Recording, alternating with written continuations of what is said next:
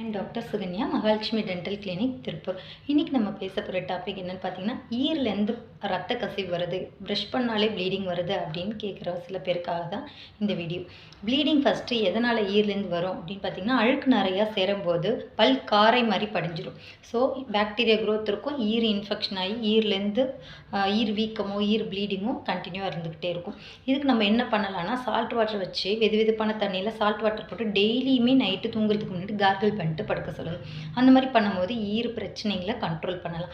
Next hard ப்ரெஷ்ஷை போட்டு ஈரில் போட்டு குத்தும் போது ஈரில் டேமேஜ் ஆகும். ஸோ அதனால ஈரில் இருந்து ப்ளீடிங் வரும். இதுக்கு நம்ம என்ன பண்ணலாம் அப்படின்னு பார்த்தீங்கன்னா, ரொம்ப ஹார்டான ப்ரஷ் யூஸ் பண்ண வேண்டாம். இன்னொன்று ரொம்ப ப்ரெஷர் கொடுத்து ப்ரஷ் பண்ண வேண்டாம். ஜென்டிலாக தான் எப்போதுமே சாஃப்ட் ப்ரஷ் வச்சு ப்ரஷ் பண்ணணும்.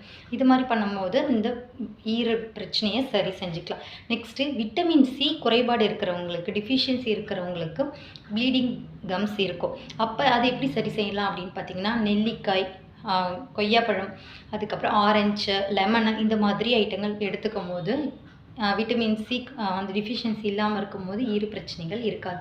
நெக்ஸ்ட்டு பார்த்திங்கன்னா, நம்ம எது சாப்பிட்டாலும் நம்ம உடனே வாய் கொப்பளிச்சு துப்பாமல் இருக்கும்போது பல்லுக்கு இடுக்கில் போய் சாப்பாடு மாட்டிகிட்டு இருக்கோம். அது கொஞ்ச நாளுக்கு அப்புறம் பாக்டீரியா க்ரோத் ஆகி ஈறு பிரச்சனையை உருவாக்கும். இதெல்லாம் சரி செய்கிறது மூலயமா ப்ளீடிங் கம்ஸ்லேருந்து நம்ம ரிலீஃப் கிடைக்கும். தேங்க்யூ.